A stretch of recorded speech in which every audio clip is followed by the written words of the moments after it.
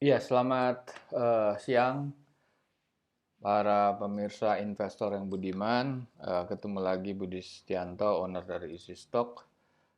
Pada kesempatan siang ini saya akan membahas saham-saham eh, semen, pabrik-pabrik semen yang ada di atau yang listed di Bursa Efek Indonesia. Eh, Kami menemukan saham-saham yang sudah merilis laporan keuangan tahunan 2020 adalah saham Indosemen, saham Holcim, saham Semen Indonesia, dan yang belum merilis laporan keuangan tahunan adalah saham Batu Raja atau SMBR. Emiten ini baru merilis laporan keuangan 30 September 2020. Eh, Tentunya kita akan melihat apakah keempat saham semen ini masih memiliki potensial upside atau bisa menghasilkan capital gain dari pergerakan harga di waktu-waktu mendatang, dan tentunya juga kita akan membandingkan dengan nilai wajar atau intrinsic value. Nilai wajar atau intrinsic value adalah produk daripada Easy Stock. Easy Stock adalah eh, suatu aplikasi yang Anda bisa download secara free of charge dari aplikasi mobile atau dari mobile phone Anda yang berbasis Android. Anda bisa klik Google Play, Anda ketik Easy Stock, Anda akan keluar lingkaran yang berwarna hijau dan merah. Anda bisa download itu dan kemudian Anda bisa open. Nah, ini sebelum download Anda juga bisa mendengarkan beberapa beberapa penjelasan mengenai Easy Stock. Dan mengalami kerugian pada saat investasi saham serta sulit menentukan strategi. Fakta yang beredar membuktikan bahwa investor sulit terjebak dalam isu yang dibuat oleh para bandar.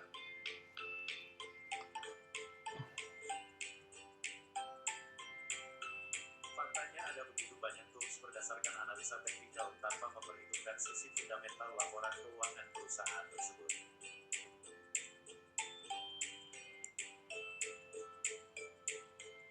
Lalu apa solusinya?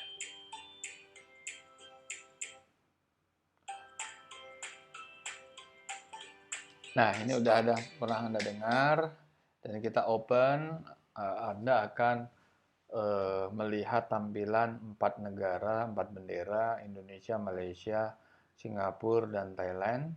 Pada periode pre-launching ini hanya Indonesia yang bisa Anda akses. Ketiga negara itu akan pada tahap-tahap berikutnya, dan Easy Stock ini menggunakan formulasi nilai wajar, nanti akan kita jelaskan, dan itu sudah memiliki intellectual property rights untuk 50 tahun ke depan, dan Easy Stock ini juga dilengkapi oleh menu di bawah untuk forecast simulator. Maksudnya apa?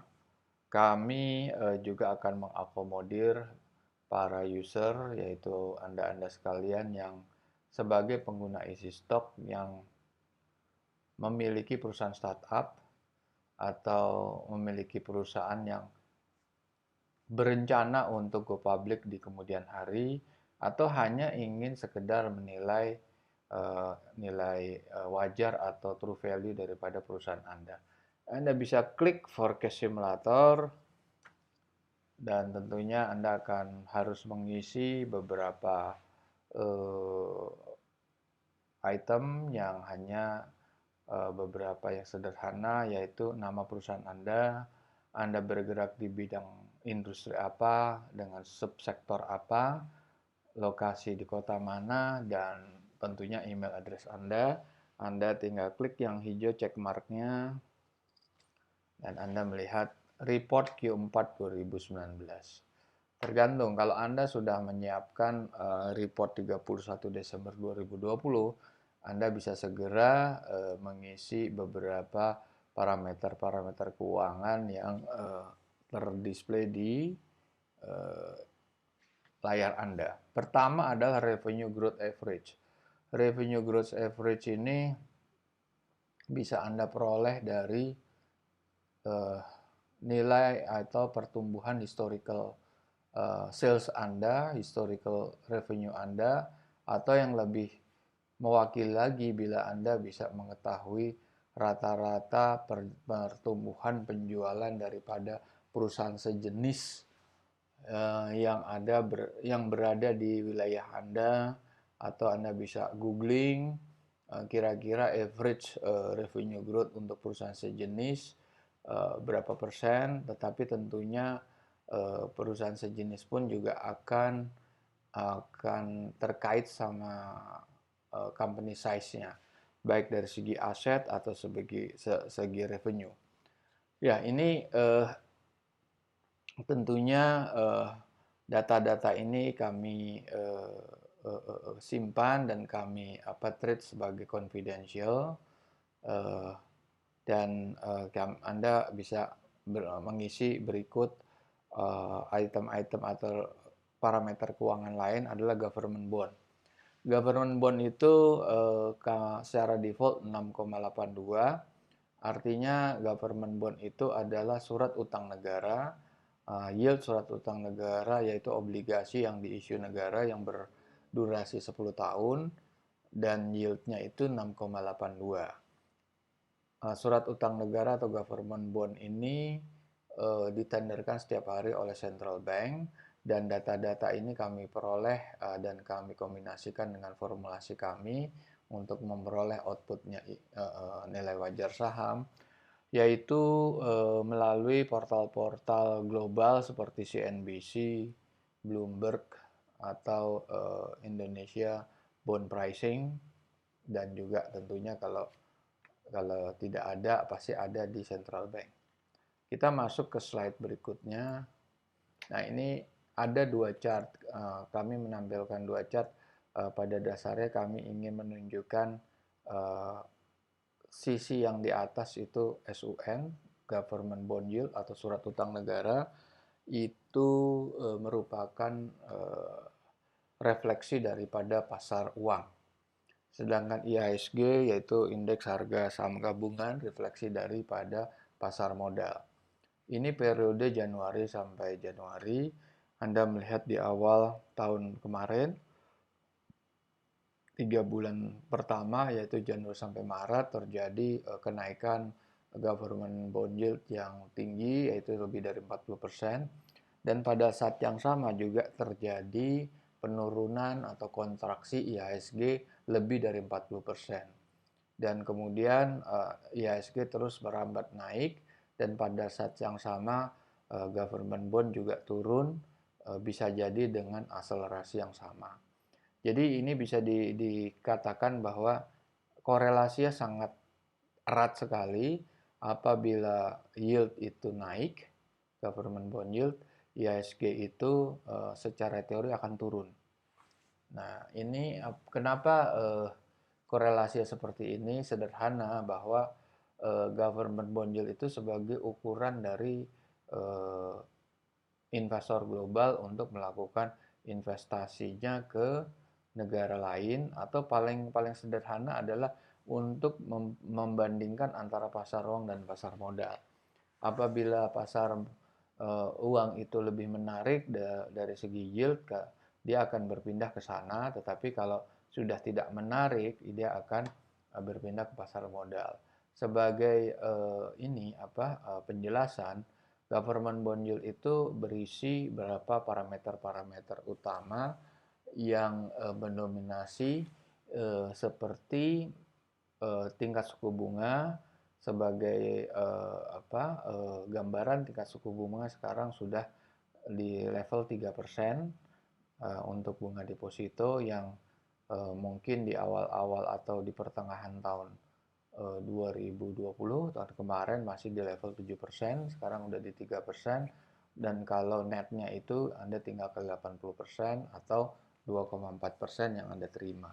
Jadi kalau Anda punya duit 100 juta, sebulannya Anda cuma menerima 240 juta. 240.000, sorry, 240.000 rupiah. Nah, sangat kecil sekali, makanya pemerintah ini yang pemerintah Indonesia yang tertantang akibat pandemi ini, tentunya mereka akan bisa memaintain growth itu berasal dari pertumbuhan sektor real atau sektor swasta. Oleh karena itu mereka menekan tingkat suku bunga serendah mungkin. Tentunya juga masih belum dibarengi oleh tingkat bunga kredit. Hanya terakhir tingkat bunga kredit itu mulai turun di bawah 10 atau di level 9%. Sebelumnya malah di atas 10. Jadi ada interest gap atau interest income lah antara biaya dan income. Interest income-nya itu adalah di atas 10, interest expense-nya itu di 3%. Jadi itulah yang disebut selisih daripada interest yang merupakan keuntungan dari perbankan. Nah, jelas di sini bahwa government bond itu memegang peranan penting karena kaitannya sangat erat. Kalau terjadi pergerakan, baik itu naik atau turun, IHSG akan mendapat. Makanya sering Anda dengar bahwa para analis di pasar modal kalau berbicara terjadi atau akan ada rapat the Fed itu adalah bank sentral di Amerika, itu akan mempengaruhi kebijakan. Kalau dia menekan suku bunga turun, itu dampaknya positif untuk pasar modal. Tapi kalau naik, tentunya berdampak sebaliknya bagi pasar modal. Baik, Anda lihat lagi kolom capital expenditure atau belanja modal, dan belanja modal ini seringkali diabaikan, sedangkan belanja modal ini menunjukkan aktivitas daripada suatu perusahaan. Apabila perusahaan tidak melakukan belanja modal itu berkaitan sama ekspansi atau pengembangan. Belanja modal itu bisa terdiri dari pembelian teknologi, pembelian mesin-mesin untuk ekspansi produksi, pengembangan usaha seperti pengembangan pasar, pendirian cabang-cabang baru, pembelian trademark, pembelian atau investasi-investasi di teknologi baru dan lain sebagainya. Diabaikan oleh para analis itu karena mereka melihat capital expenditure itu dibiayai oleh pihak ketiga, artinya dibiayai oleh hutang, perbankan misalnya atau obligasi. Tetapi jangan salah bahwa perusahaan-perusahaan yang capital intensif seperti perusahaan telco, Indosat, Excel, Telkom, Friend gitu, Smart Friend itu akan setiap tahunnya mereka mengeluarkan belanja modal itu triliunan rupiah. Jadi mereka tidak bisa tidak melakukan itu karena mereka harus keep up sama teknologi. Kalau nggak mereka catch up sama teknologi, tentunya pelanggan akan secepat mungkin akan berpindah ke operator lain. Jadi belanja modal, terus yang berikutnya adalah laba bersih setelah pajak. Jadi kita memang betul-betul menekankan real cash-nya.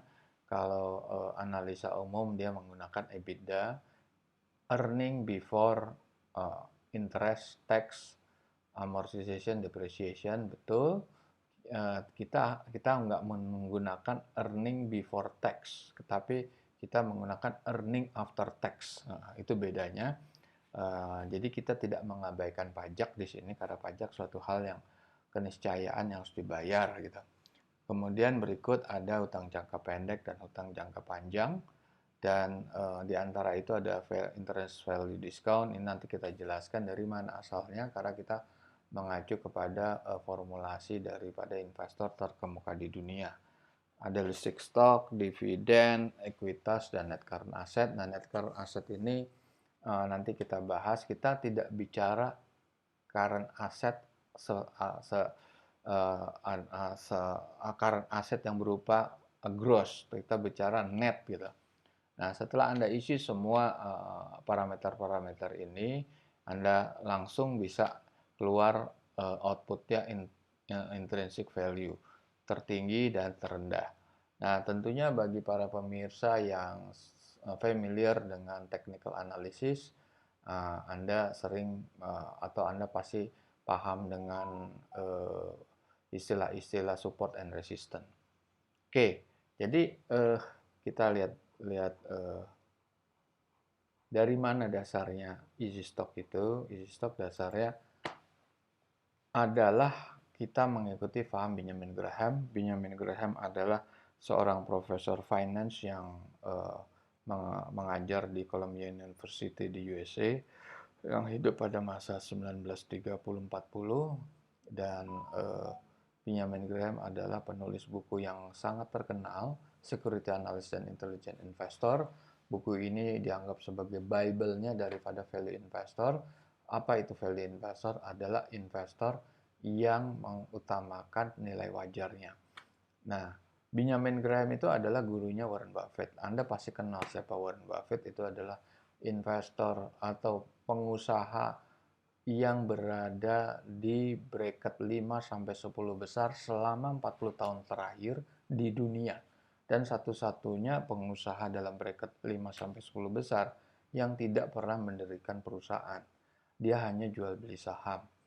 Tidak seperti Microsoft, didirikan Bill Gates, Amazon, didirikan Jeff Bezos, Tesla, electric car dibangun oleh Elon Musk, Facebook oleh Mark Zuckerberg, dan lain sebagainya.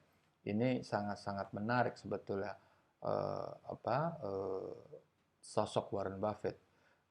Dan Warren Buffett itu di dalam pernyataan pribadi di dalam buku yang dikarang Janet Low, Warren Buffett Speak, dia menyatakan gaya investasi dia adalah 85% mengacu pada pahamnya Benjamin Graham dan sisanya 15% kepada Philip Fisher. Security analysis secara umum itu berisi tentang penjelasan-penjelasan formulasi. Bukunya sangat tebal, 700 halaman lebih, dan itu outputnya adalah nilai wajar atau intrinsic value. Sedangkan Philip Fisher itu di dalam bukunya Common Stock and Uncommon Profit itu tidak berorientasi kepada nilai wajar, karena outputnya bukan numbers, outputnya adalah kesimpulan analisis. Analisis yang dia buat adalah analisa tentang manajemen seperti leadership style, hubungan antara owner dengan manajemen, manajemen dengan employee, manajemen dengan serikat buruh. Dia juga berbicara atau menganalisis tentang brand name suatu produk, customer loyalty, terus struktur daripada organization, kekuatan distribution channel, dan historical daripada performance keuangan perusahaan, meskipun tidak memberikan output nilai wajar ya, karena analisanya Philip Fisher semuanya kualitatif, tidak bisa dikuantitatif untuk menjadi numbers. Nah, Warren Buffett itu dengan gayanya mayoritas 85% dari Benjamin Graham, tentunya dia akan membandingkan harga belinya dengan nilai wajarnya. Nilai wajar itu selisihnya, kalau nilai wajar lebih tinggi daripada harga beli sahamnya di market saat ini, berarti dia mau mempunyai upside potensial. Nah, kalau di bawah itu tidak mempunyai upside potensial atau malah memiliki downside. Jadi harga yang di bawah daripada nilai wajar itu kita sebut undervalue. Sedangkan harga yang berada di atas daripada nilai wajar itu namanya overvalue, sudah kemahalan. Nah, karena kita memiliki easy stock, terutama memiliki mengeluarkan dua output yaitu tertinggi dan terendah. Jadi kita akan melihat in between. In between itu bisa aja harga itu di antara tertinggi dan terendah. Dan gap tertinggi terendah itu relatif, tetapi Anda bisa nilai, kami buka aja di dalam rumusan kami, bahwa timbulnya nilai wajar terendah itu berasal dari hutang jangka panjang. Jadi kita men-split antara utang jangka pendek dan jangka panjang. Itulah yang membuat ada dua nilai. Karena aspek balance sheet ini begitu penting, aspek balance sheet ini sangat ditekankan oleh Benjamin Graham karena potensial upside atau downside itu akan terlihat dari kontribusi di dalam balance sheet. Orang rata-rata hanya melihat dari sisi earning aja, dari sisi profit and loss. Dan cash flow kadang-kadang mereka mengabaikan itu namanya capital expenditure. Nah, di dalam layar Anda ini adalah skema daripada how stock valuation work atau easy stock works seperti apa, dan formulasi ini sudah mendapat hak intellectual property untuk easy stock selama 50 tahun ke depan.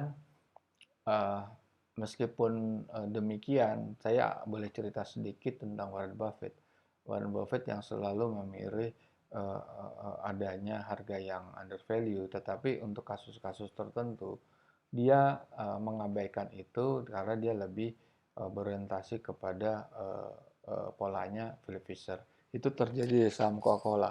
Saham Coca-Cola dibeli pada saat harganya overvalue. Tapi karena dia sudah melihat historical kinerja, dia melihat kekuatan brand name-nya, dia melihat ada secret recipe yang tidak bisa ditiru oleh para pesaing, dia melihat customer loyalty, dia melihat kekuatan distribution channel dan lain sebagainya. Itulah yang menyebabkan dia menyimpang dari Benjamin Graham.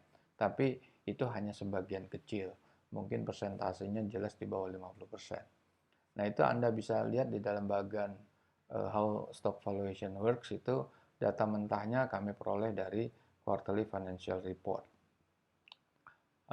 Sebagai perusahaan publik itu wajib untuk merilis laporan keuangan setahun 4 kali. Pertama adalah laporan keuangan kuartal 1, yaitu berakhir di 31 Maret per tahunnya. Laporan kedua adalah laporan semester berakhir 30 Juni. Laporan ketiga adalah kuartal ketiga berakhir 31 Desember dan laporan keuangan. Nah, di dalam perhitungan formulasi easy stock kita yang untuk menghasilkan nilai wajar, kita menganut paham annualize atau kita mensetahunkan. Jadi kalau laporan keuangan saat ini yang rilis adalah laporan tahunan, itu tidak perlu, itu udah 12 bulan. Maksudnya nanti setelah 31 Maret itu baru di closing kan laporan keuangan Q1 atau kuartal 1, dan itu baru dirilis 1 bulan kemudian, yaitu bulan akhir April atau Mei baru dirilis. Nah, saat dirilis itu kan hanya 3 bulan. Berarti kita harus analyze, namanya dibikin 12 bulan atau dikali 4. Begitu juga laporan semester yang hanya setengah tahun dikali 2. Laporan kuartal ketiganya yang 3/4 itu harus kita 12 bulankan menjadi dikalikan 4/3. Oke, dari laporan data mentah itu kita ekstrak profit and loss, cash flow statement, dan balance sheet. Dan ada auditor's note. Di sini penting sekali karena banyak hal-hal yang sering diabaikan oleh para analis, yaitu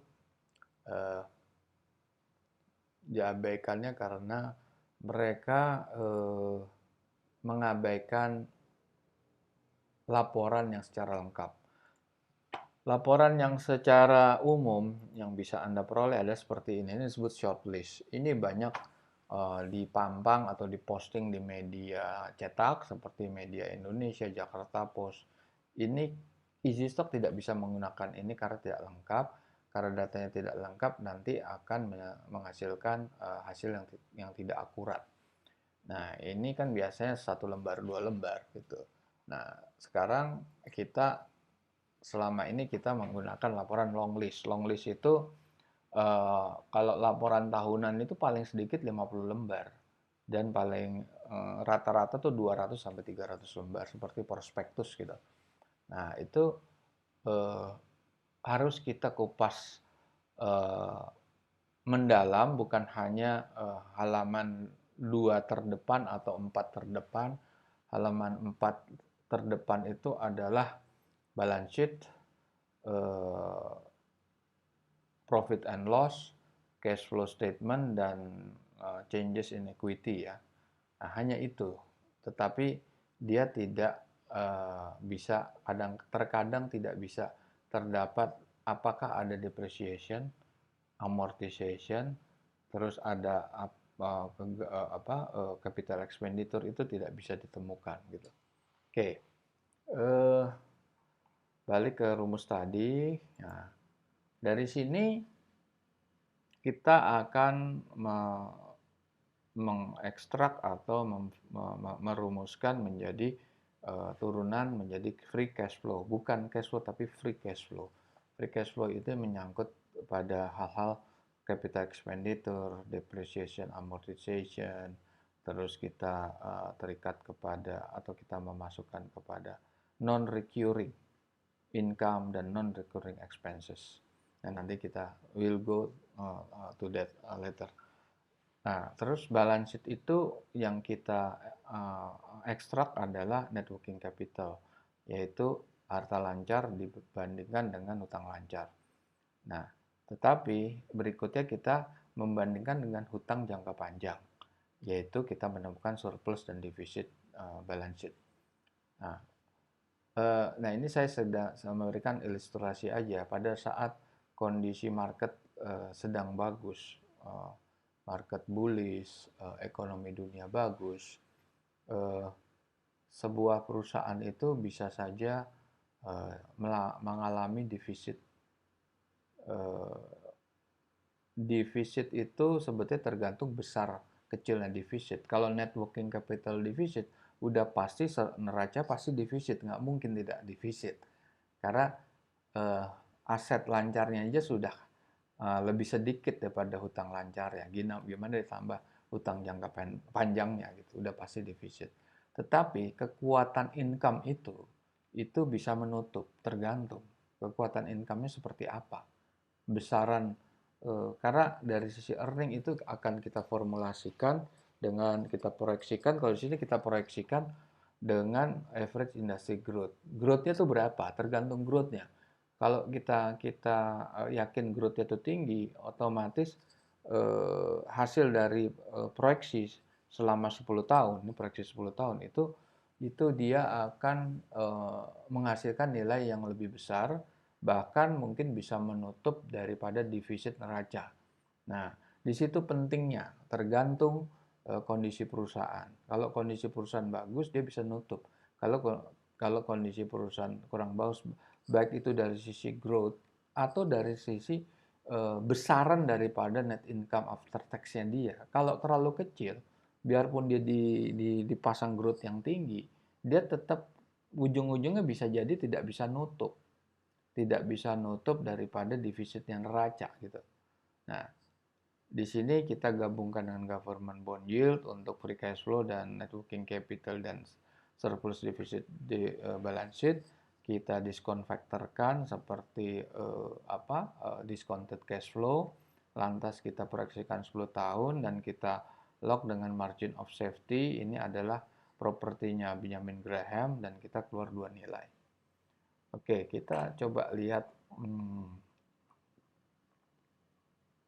pergerakan harga. Ya, sebelumnya kita lihat apa ya? Kita lihat news lah.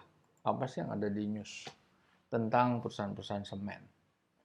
Indosemen itu saya baca aja positifnya ya. Pertumbuhan permintaan semen akan meningkat 4-5% tahun 2021 atau tahun ini. Ini adalah anggapan analis melihat fundamental atau proyek-proyek infrastruktur pemerintah lah. Dan ini bisa-bisa aja salah gitu. Nah, ini kan baru prediksi mereka bisa jadi berdasarkan sama anggaran pemerintah yang berisi pembangunan infrastruktur, itu sah-sah aja, tapi bisa berubah ini. Terus penjualan semen curah diperkirakan lebih tinggi dalam paruh kedua tahun ini, arti dalam paruh kedua semester kedua 2021.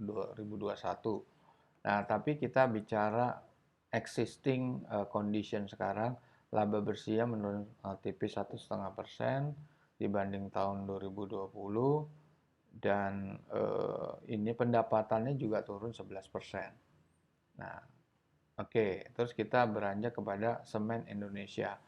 Pevindo sebagai lembaga pemeringkat itu meningkatkan peringkat obligasi berkelanjutan dari double E menjadi triple E, menjadi double E menjadi double E plus.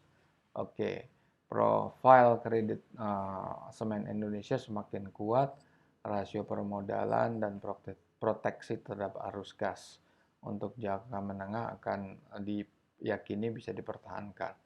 Tapi kita melihat posisi existing sekarang, pendapatannya itu menurun 12 atau 13%. Tapi mungkin karena efisiensi bisa dilakukan, laba naik 16 atau 17%. Ini suatu prestasi sebetulnya. Kalau menurun itu keniscayaan karena ekonomi emang downturn di zaman pandemi ini selama 1 tahun ini. Tetapi mereka bisa mengatasi itu dengan melakukan efisiensi biaya di sana sini. Ini suatu prestasi yang baik. Oke, sekarang masuk ke Semen Holcim. Labanya naik luar biasa 30% dibandingkan tahun kemarin, tahun 2019 ya, yang hanya 0,5 triliun. Kenaikan ini berhasil menekan beban biaya pokok. Ya, biaya pokok di mana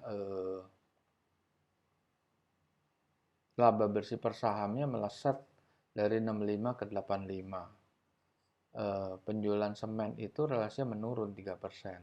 Tapi balik lagi, ini efisiensi ini berhasil dilakukan oleh Holcim dan Semen Gresik, cukup berprestasi. Dan kemudian untuk saham Batu Raja itu berita positifnya menerima hasil sindikasi, tetapi tidak ada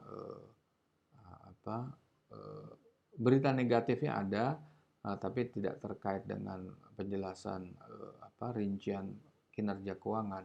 Cuma pemeringkat menurunkan medium term note-nya dia. Berarti ada yang menurun dari sisi kinerja keuangannya. Coba kita lihat ownership. Ownership untuk Indosemen itu publik memiliki hampir 50%. Cukup fair, saham ini sebetulnya semakin tinggi kepemilikan publik, semakin tinggi proteksi terhadap investor minoritas. Nah, ini bedanya cuma 2% minoritinya. Jadi lebih terlindungi lah daripada aksi mafia saham, aksi goreng-menggoreng. Lagi pula kalau INTP ini atau Indosemen ini merupakan saham dengan kapitalisasi besar, blue chip, dan mereka juga tergolong rasanya di LQ45 kalau saya nggak salah. Oke. Kemudian Semen Indonesia bukan nih. Oh ya, ini semen Holcim SMCB itu dimiliki mayoritas oleh Semen Indonesia. Masyarakat hanya kurang dari 2%. Nah, jadi ini ada dua saham yang dimiliki oleh satu emiten. Emitennya siapa? Semen Indonesia.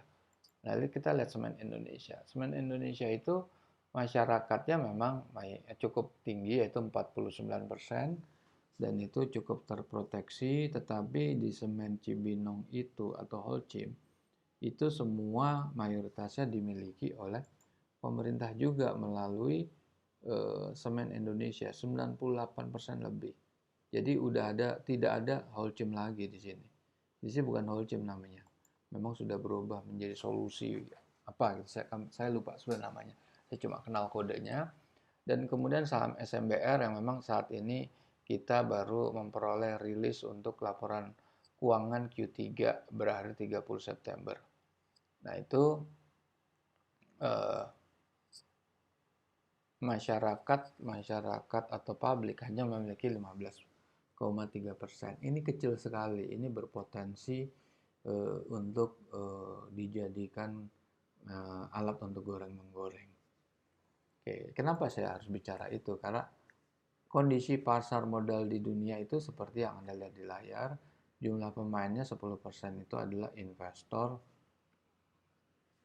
kelas kakap, investor institusional, atau yang disebut investor bandar, investor mafia, bandar, karena mereka umumnya menguasai bisa lebih daripada 50% peredaran uang di dalam pasar modal.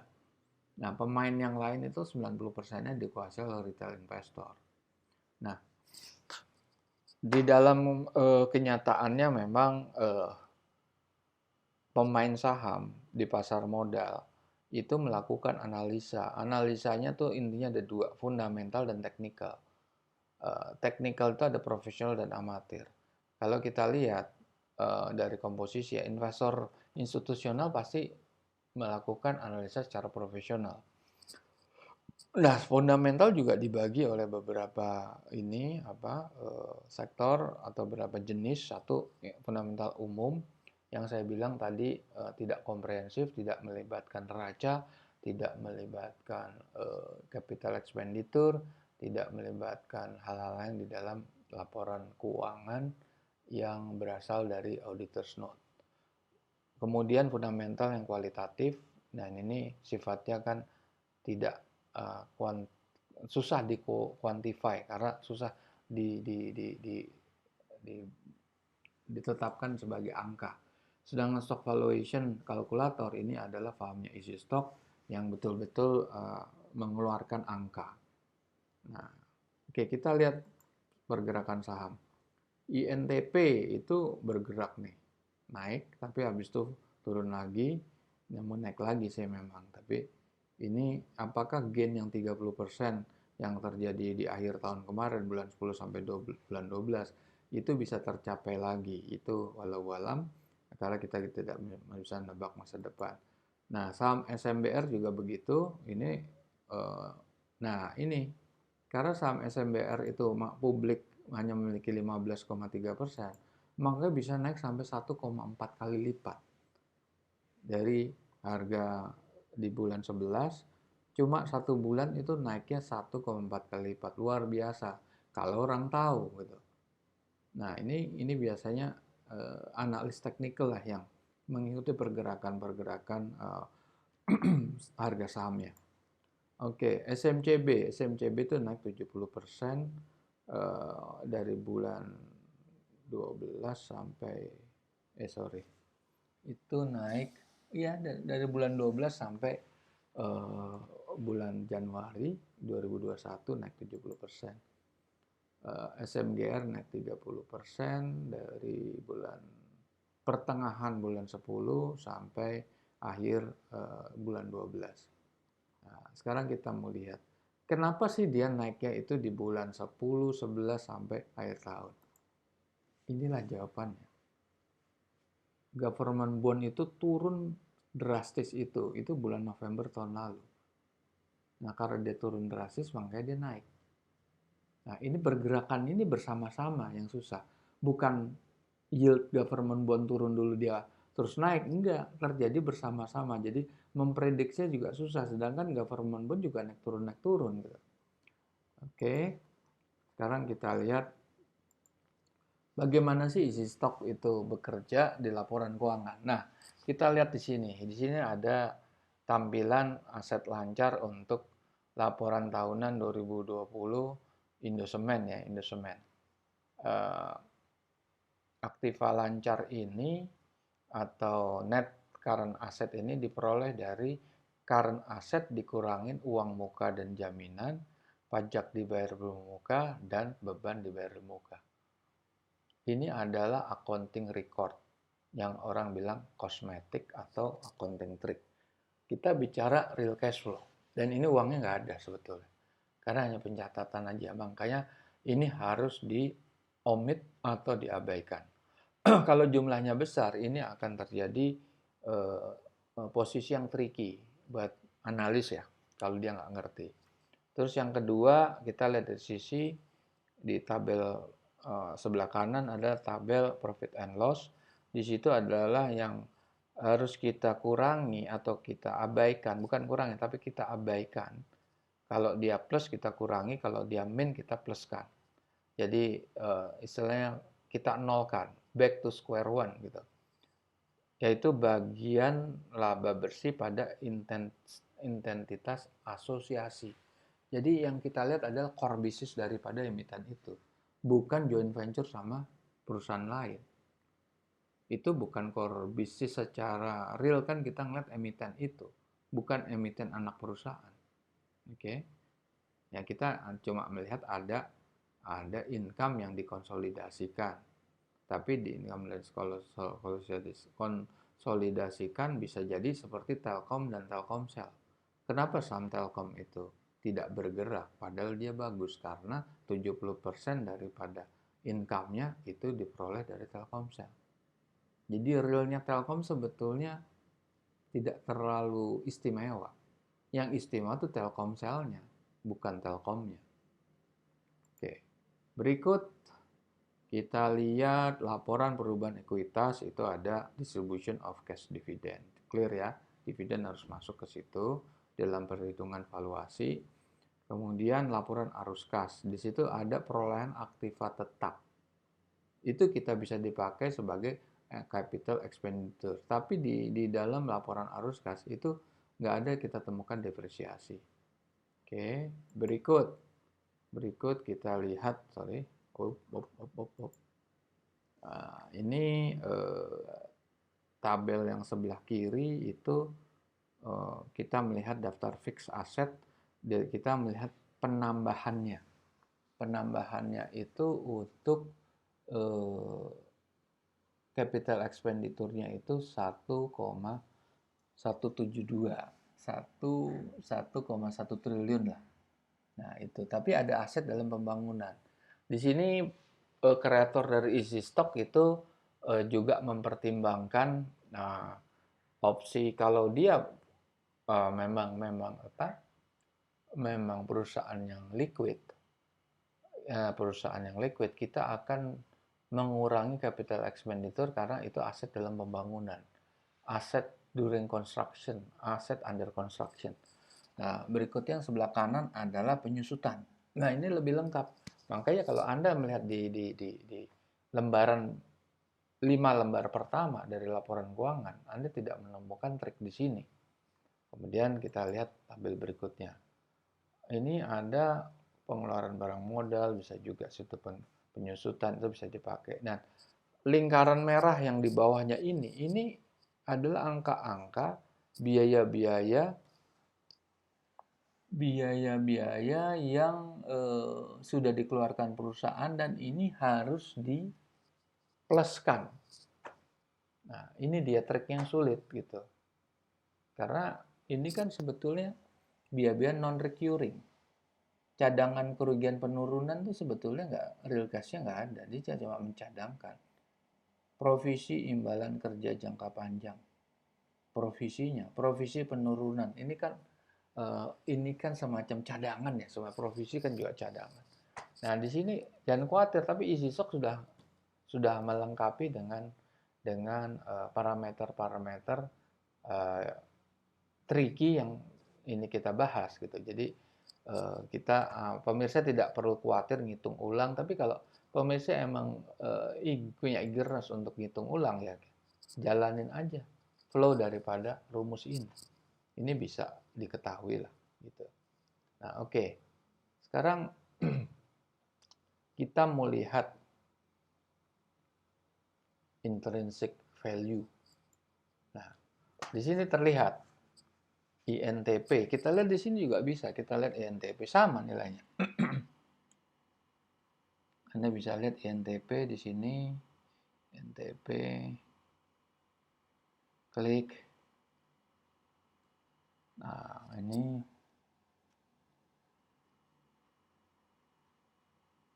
Anda klik ke dalamnya lagi.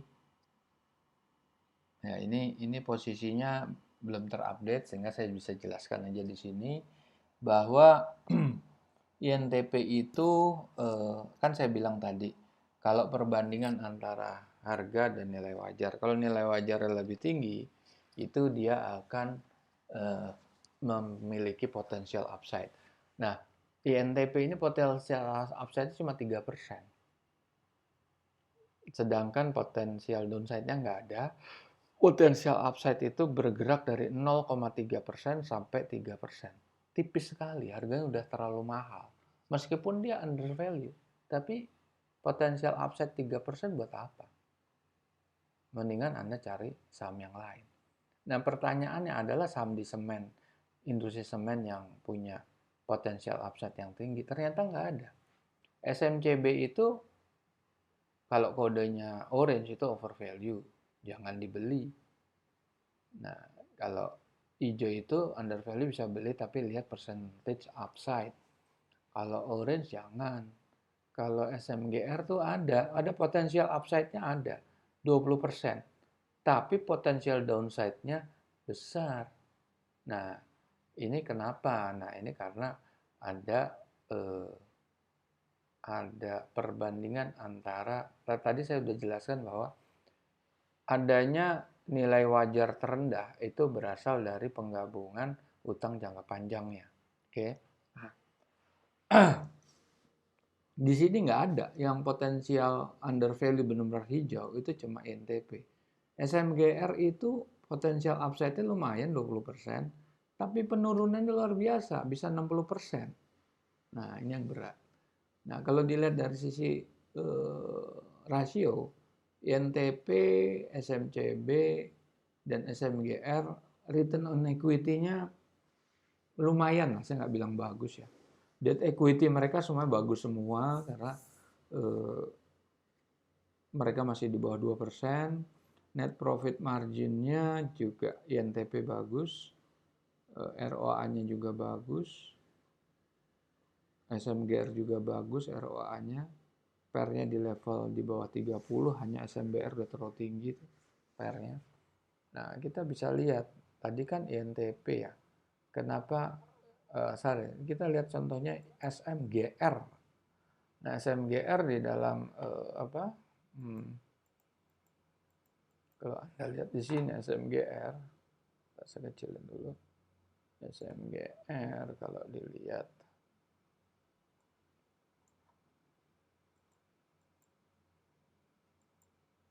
Nah, SMGR ini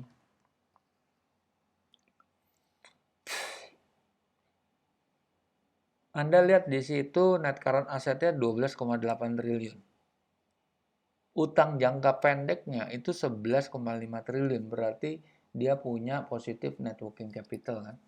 Tapi begitu digabung sama long term debt, itu long term debt-nya hampir 30 triliun. Ya, bisa aja utang-utang itu berasal dari waktu pembelian Holcim. Bisa terjadi tuh. Dia memakai fasilitas hutang untuk beli saham atau beli emiten Holcim. Bisa jadi itu terjadi. Nah, itu makanya jomplang kan waktu itu. Nah, kita lihat INTP. INTP kita lihat ya di sini. Net current asset-nya dia 12,2 triliun. Utang jangka pendeknya 4,2 triliun. Utang jangka panjangnya kurang dari 1 triliun. Berarti neraca dia bagus. Bagus, INTP itu neracanya bagus. Positif, free cash flow-nya juga positif. Ini perusahaan lebih bagus daripada SMGR, INTP. Tetapi memang harganya di pasarnya udah tinggi. Jadi kalau cuma memiliki upside 3, ya harganya 14.000, closing price-nya 13.800. Intrinsic value-nya 14.200. Jadi buat apa kita sacrifice untuk potensial upside yang 3%? Kita mau posisi long, kita stay long di saham ini buat apa? Kalau mau long, Anda beli posisi murah. Habis itu stay long untuk perusahaan yang, ya perusahaan seperti ini kan blue chip ya. Konsisten lah mereka. Jadi nggak apa-apa Anda stay long, nggak apa-apa untuk perusahaan ini. Tapi pertanyaannya adalah potensial upside-nya dari awal Anda beli itu harus bagus gitu. Kalau potensial upside-nya nggak tinggi, nanti Anda akan mengalami perjalanan yang lama gitu untuk mengalami potensial upside. Anda pasang panjang, tetapi sekian tahun Anda pegang, ternyata potensial upside-nya cuma sekian persen gitu kan. Bisa aja seperti itu. Nggak ada ininya. Nggak ada menariknya gitu. Nah, ini yang terjadi. Kenapa seperti ini? Oke, kita balik lagi ke aplikasi EasyStock kita. Nah, data-data ini ada semua. Seperti government bond, capital expenditure, net income. Seperti yang Anda lihat di stock simulator atau forecast simulator di awal tadi.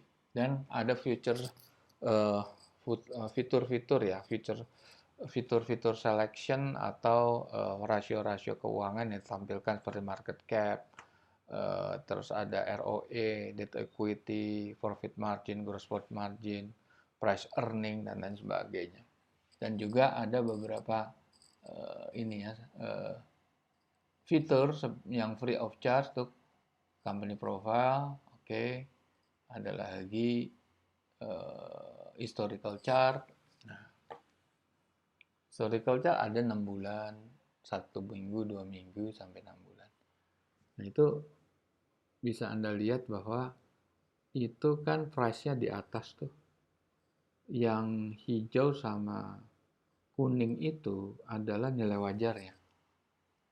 Jadi sebetulnya, nah harganya, nah ini terjadi perubahan ya.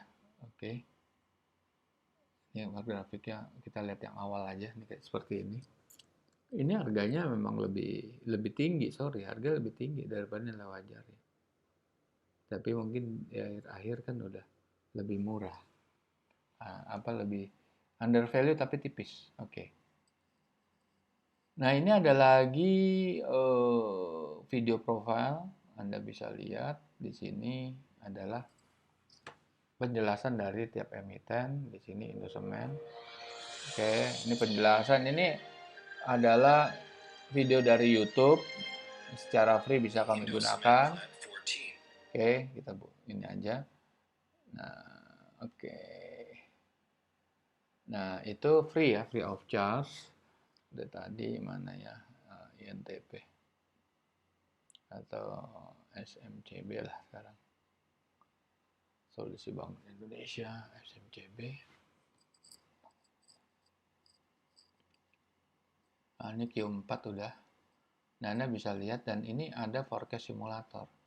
Nah, forecast simulator di setiap emiten itu bukan free of charge, tapi premium. Anda akan memperoleh value daripada premium apps ini adalah stock simulator, forecast simulator, dan best stock selection. Nah, saya jelaskan dulu, kita exercise lah forecast simulatornya ini. Nah, laporan keempat ya. Oke, ini kita lihat closingnya 1.800, intrinsic value bandnya 1.500 yang tertinggi. Anda yakin growth-nya bisa 7%? Oke, pakai 7% ya. Belanja modal dikurangin jadi katakan itu kan 90, 80. Tuh agak. Oke. Laba setelah pajak Anda yakin bisa 750? Tuh agak.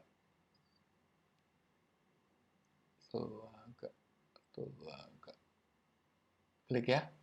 Tadi kan 1.500 ya, minus 6, dan punya. Oke, kita kurangin lah. Ini urutan jangka panjangnya terlalu, kita bilang itu 3 triliun aja.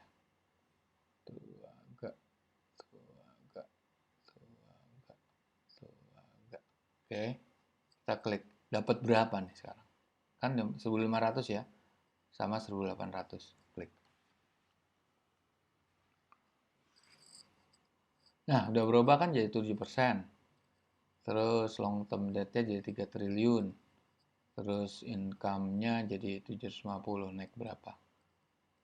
Nah, kan 3.948. Terlalu tinggi kali ya. Oke, kita mau coba robah lagi.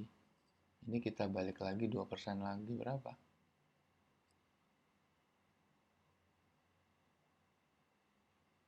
2%. Kan? Dia masih minus. Karena growth-nya kecil ya. Growth-nya kecil. Oh, long term debt-nya kita belum. Tadi saya udah robah, harus robah lagi mungkin di sini. Robah lagi. Capital expenditure-nya tinggi. Long term debt-nya tadi kan 3 triliun kita. Oke, ini kan 750.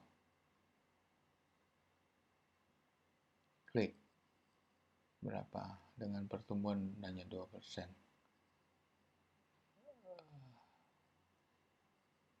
Nah, 2.400 ini 16.000. Ya kira-kira begitulah. Kira-kira Anda bisa menggunakan eh, stok simulator. Karena begini, pada intinya gini, kenapa stok simulator ini kami ciptakan? Karena gini, easy stock itu berdasarkan atau bekerja berdasarkan data-data yang secara official dirilis. Kita nggak akan memasukkan data hasil dari saran atau analisa daripada siapapun. Atau bisa saja sudah real bahwa corporate secretary suatu perusahaan bisa saja menyatakan di Q1 ini kita sudah mencetak keuntungan atau sales melampaui daripada target. Kita tidak akan memasukkan angka itu. Pertama, karena dasarnya kita harus memperoleh full report daripada Q1 yang berhari 31 Maret. Dan nggak mungkin 31 Maret atau 1 April kita peroleh, nggak mungkin. Kita peroleh itu 1 Mei paling nggak. Atau di bulan Mei. Jadi nggak mungkin. Jadi forecast simulator atau stock simulator ini berguna bagi Anda yang meyakini bahwa informasi yang belum official, belum terbentuk ke dalam full report itu bisa Anda pakai sebagai data yang up to date. Itu memang hak Anda untuk memakai itu. Jadi ini Anda bisa gunakan. Anda bereksersis saja di situ. Kalau kami tetap kepada posisi prinsip kami bahwa kami cuma menggunakan official report yang sudah dirilis oleh Bursa Efek Indonesia. Dan itu juga full report, long list report, bukan short list report. Kalau belum ada kita nggak bisa buat apa-apa, apapun itu. Jadi bisa aja apa yang kita sampaikan, SMCB ini kan kalau kita ulang dari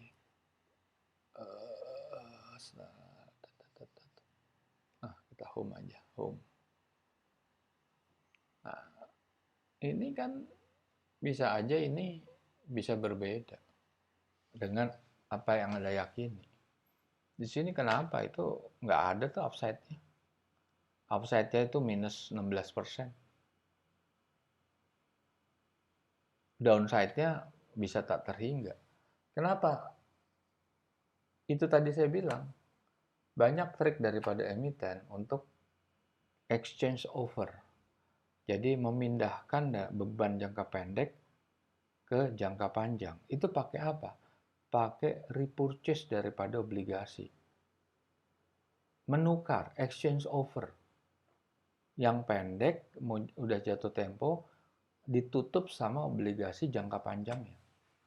Artinya, itu kan namanya refinancing. Exchange over kalau di obligasi. Jadi itu akan membuat posisi jangka pendek. Nah, kita ini dalam kondisi ekonomi yang bagus, kita nggak ada masalah sama utang jangka panjang. Mau valuasi negatif nggak ada masalah. Kita lihat valuasi jangka pendeknya. Artinya valuasi tertinggi. Itu kalau ekonomi bagus. Misalnya, saya ilustrasi aja saham Bumi Resources waktu di tahun-tahun 2010, 2008 atau lupa saya tahun.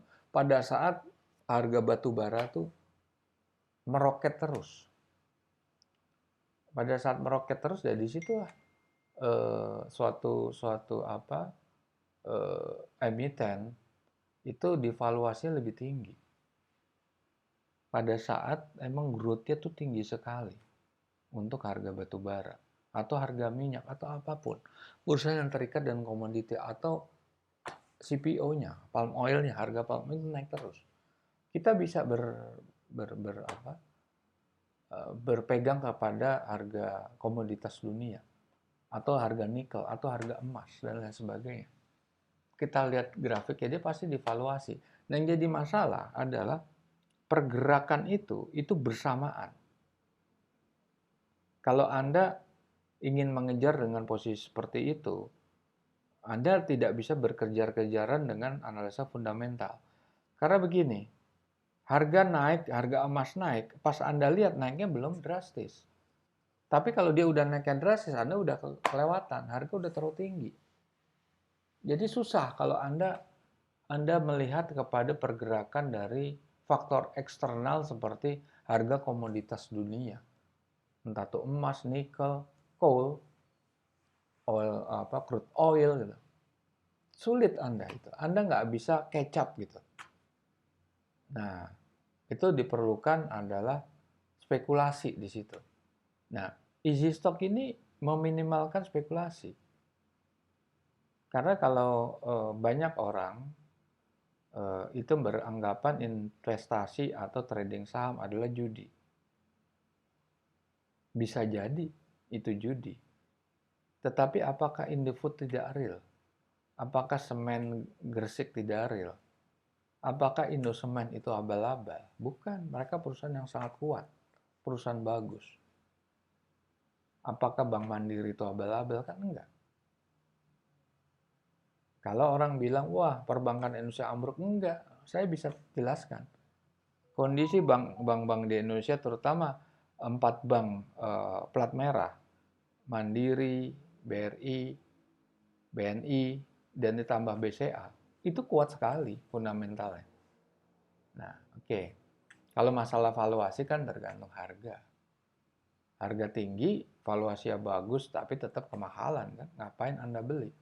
Kayak seperti Avanza tahun 2014 yang harganya 100 juta, Anda ketemu sama orang yang nawarin Avanza low mileage, mulus, dan sebagainya. Tapi nggak 100 juta dia minta 130 juta. Ngapain Anda beli? Pilihan banyak kok. Buat apa Anda beli? Itu kan kecuali collector's item itu beda. Nah, makanya di sini saya bisa sampaikan, nah ini best selection ya, saya harus buka best selection ini untuk memilih saham-saham yang menurut pilihan Anda. Pilihannya Anda bisa lihat under value, over value, pilihan buy dividend, ranking volume, price volume, directionnya terendah atau tertinggi.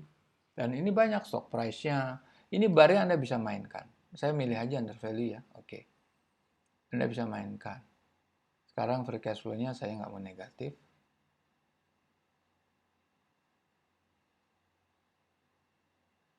Dari sini aja lah sampai segitu. Revenue growth-nya saya mau 2%. Return on equity-nya saya mau 3%. Debt equity-nya saya mau equity-nya saya mau 1 aja, profit margin-nya saya mau 0% aja lah ke atas. Terus marginnya ya oke. Saya mau 1 juta ininya volume perdagangannya. Saya mau lihat saham finance. Saya mau lihat sektornya bank. Oke. Play filter ya, ketemu. BNI, BJTM, PNBN, BMRI. Ini Anda bisa pilih. Jadi gini, saya tidak berusaha merubah keyakinan Anda, andaikan Anda sangat familiar dengan technical analysis. Silakan Anda pakai itu technical analysis. Tetapi alangkah baiknya kalau Anda punya tools untuk risk management Anda. Anda bisa pakai ini sebagai ukuran dari risk management Anda. Anda tahu nilai wajarnya. Seperti inilah. Saya mau ambil contoh, ini saham Bumi.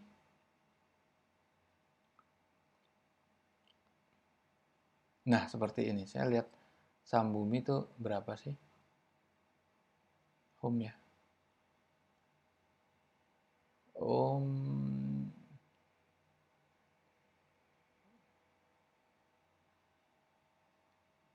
Oke. Ini close dulu. Clear filter. Bumi.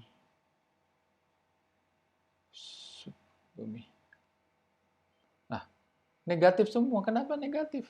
Anda bisa lihat di situ kenapa negatif dia. Gampang kok dilihat ininya. Anda lihat free cash flow-nya negatif. Income-nya negatif. Oke. Kalau income negatif, free cash flow negatif, berarti Anda tidak bisa mengharapkan dari sisi earning untuk mendapatkan nilai wajar yang positif.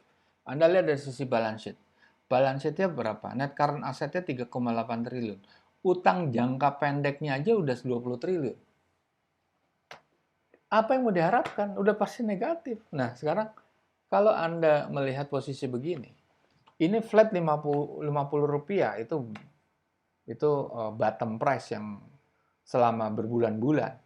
Tiba-tiba naik ke 150, Anda beli di posisi 100, habis itu naik 150, Anda terlambat jual, habis itu besoknya langsung turun. Mau apa lagi Anda?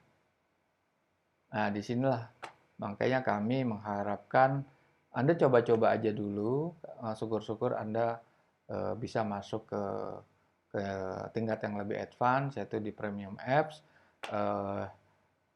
Jadi silakan Anda mencoba download free of charge, dan untuk kesempatan ini saya sudahkan, nanti kita berjumpa di kesempatan berikutnya. Terima kasih. Assalamualaikum warahmatullahi wabarakatuh.